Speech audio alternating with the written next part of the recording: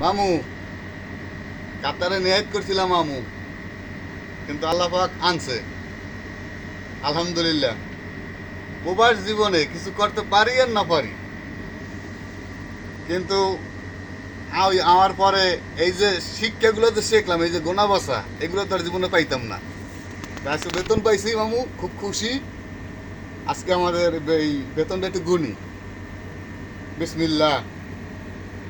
ওয়াহেদ, ইতনিন, তালাতা, আরবা, খামসা, সিফতা, সাবা, তামানিয়া, তিসা, আশারা।